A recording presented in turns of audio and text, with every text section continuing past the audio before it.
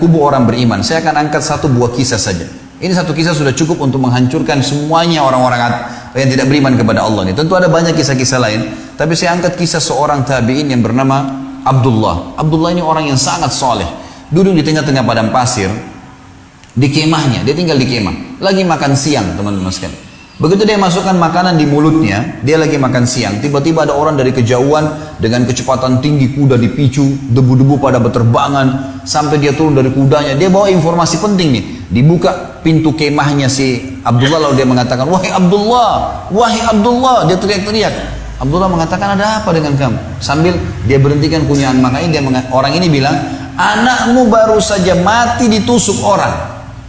Jadi informasi yang dibawa oleh orang ini adalah berita kematian anak Abdullah. Tidak cukup di situ, dibunuh oleh orang. Orang ini tiba-tiba kaget karena si Abdullah tadi memberhentikan, tidak panik, tidak marah, tidak bingung, dengan sangat tenang. Dia berhentikan kunyahan makannya, lalu dia balik ke orang tersebut lalu mengatakan, Inna lillahi wa inna ilaihi raji'un. Kami milik Allah, kami akan kembali kepada Allah. Hanya itu saja. Lalu dia kembali kunyah makanannya. Dan ini ada pelajaran teman-teman, nanti akan diceritakan, dia sebutkan sebabnya kenapa dia tetap punya makanan. Orang yang bawa informasi penasaran, ini orang mati anaknya nih. Maka dia ulangin, wahai Abdullah, anakmu mati ditusuk orang. Informasi yang kedua kali, mungkin tadi Abdullah yang pertama gak dengar nih. Gitu. Ini anaknya mati kok masih bisa tenang. Ternyata sama saja, diberhentiin kunyahan makanannya, lalu dia balik kepada orang yang bawa berita mengatakan, Inna lillahi wa inna ilaihi raji'un. Kami milik Allah, kami akan kembali kepada Allah. Gitu. Dia kunyah lagi makanannya. Orang ini ketiga kali ulangin. Dia penasaran. Dia mengatakan, demi Allah wahai Abdullah, saya melihat seseorang pegang pisau, tusuk dada anakmu, berdarah, mati. Nggak ada lagi yang lebih jelas daripada ini. Dia nunggu jawabannya, gitu kan? Maka Abdullah pun dengan sama tadi tenang sekali memberhentikan kunyahan makanannya, lalu balik kepada orang ini mengatakan, Inna lillahi wa inna ilaihi raji'un. Kami milik Allah, kami akan kembali kepada Allah. Orang yang bawa berita penasaran mengatakan, wahai Abdullah, demi Allah yang saya bayangkan adalah Anda akan panik, bingung, membongkar makanan ini, kemudian Anda segera mencari siapa yang membunuh anak Anda.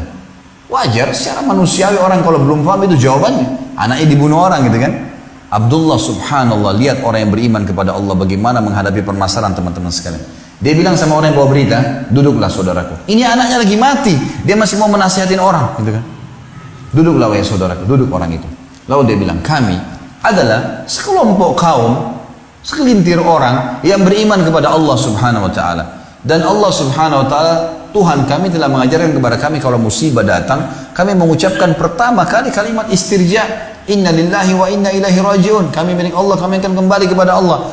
Dan Allah berfirman dalam Al-Quran, وَبَشِّرِ الصَّابِرِينَ الَّذِينَ إِذَا أَصَابَتْهُمْ مُصِيبَةٌ قَالُوا إِنَّ لِلَّهِ وَإِنَّا إِلَيْهِ رَاجِعُونَ أُولَٰئِكَ عَلَيْهِمْ صَلَوَاتٌ مِّن رَّبِّهِمْ وَرَحْمَةٌ وَأُولَٰئِكَ هُمُ الْمُهْتَدُونَ. Allah telah mengatakan dan sampaikan berita gembira kepada orang-orang yang sabar, yang mereka kalau ditimpa musibah mereka mengatakan kami milik Allah, kami akan kembali kepada Allah. Mereka lah orang-orang yang mendapatkan rahmat dan jalan keluar dari Tuhan mereka, dan mereka mendapatkan petunjuk. Lalu dia bilang, saya sudah ucapkan kalimat itu. Kalau anak saya dibunuh orang, ini nasihat dia dan ini pelajaran buat kita. Orang beriman tahu menghadapi masalah. Dia bilang, kalau anak saya mati ditusuk orang tadi, saudaraku fahamilah, Allah juga telah menyampaikan kepada kami sebagai hamba-hambanya, orang mati bukan karena tusukan, tetapi mati karena ajalnya datang.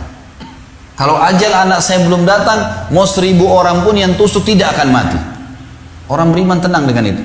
Mau ditabrak kereta api kah, mau disentuh, mau dikena setrum kah, kalau belum ajal tidak bakal mati, gitu kan. Maka di sini Abdullah ingin menjelaskan kepada kita satu poin teman-teman sekalian. Yang membuat mati Allah subhanahu wa ta'ala karena ajal datang. Dan bahasa saya, ajal ini tanggal expire, gitu kan. Jadi bukan cuma makanan kalian yang punya tanggal expire, antum dan saya juga punya tanggal expire, gitu kan. Semua alam semesta ini punya tanggal expire. Ada sebuah riwayat menjelaskan, seorang sahabat pernah membeli sebuah piring, kemudian piringnya jatuh pecah oleh pembantunya. Lalu dia marah-marah dengan pembantunya. Nabi SAW waktu dengar, panggil tuan rumahnya, panggil. Lalu kata Nabi SAW kepada tuan rumahnya, kenapa kau marah dengan pembantu? Dia bilang, ya Rasulullah, piring baru saya beli dipecahin. Kata Nabi SAW, jangan kau marah dengan pembantumu karena piring yang dipecahkan olehnya punya ajal sebagaimana kau punya ajal. Kalau bukan pecah di tangannya, akan pecah di tanganmu. Gitu kan? Gelas ini teman-teman sekalian, kalau sudah saatnya pecah, maka di tangan saya itu, di tangan Anda akan pecah pada saat itu. Atau kita taruh di meja pun akan pecah dengan sendirinya. Memang sudah begitu ajalnya. Kita beli makanan ternyata ada yang rusak. Rusak itu karena ajalnya sudah datang, gitu kan? Maka kita harus paham masalah ini. Mati itu karena ajal sudah datang. Gitu kan? Kemudian juga saya ingin diberatkan teman-teman sekalian di poin ini. Mati dalam Islam itu cuma dirasakan satu. Semua mati. Jenis-jenis mati, orang ditabrak kereta api kepalanya hancur, orang yang naik pesawat meledak tidak ditemukan sepotong pun badannya, orang yang tenggelam di lautan dimakan ikan habis badannya, orang yang mati di atas ranjang teman-teman sekalian, ini dalam Islam satu yang dirasakan cuma satu. Mungkin kita secara manusia lihat berbeda-beda prosesnya, tapi ini mati satu karena hanya merasakan sakaratil maut, itu saja. Bagaimana ruh dicabut oleh malaikat. Orang beriman akan keluar lebih mudah dari air dari mulut kendi, sebagaimana saya jelaskan semalam dalilnya, dan juga orang fasik atau orang kafir akan seperti bulu domba yang dibasahkan lalu dililitkan di pohon duri lalu ditarik dengan keras sehingga berantakan bulu domba itu. Hanya itu saja. Maka Abdullah di sini tenang teman-teman sekalian, anaknya mati, dia tidak perlu balas dendam karena memang anaknya mati sudah ajal. Itu cuma proses saja. Proses ini tuh bisa menjadi penyebab mati, bisa tidak, gitu kan? Lalu kemudian dia jelaskan teman-teman sekalian kenapa dia tetap makan. Dia bilang, dan Tuhan saya Allah mengajarkan kepada saya untuk menghabiskan makanan ini. Kalau seperti yang kau bilang membongkar makanan ini berarti mubadzir.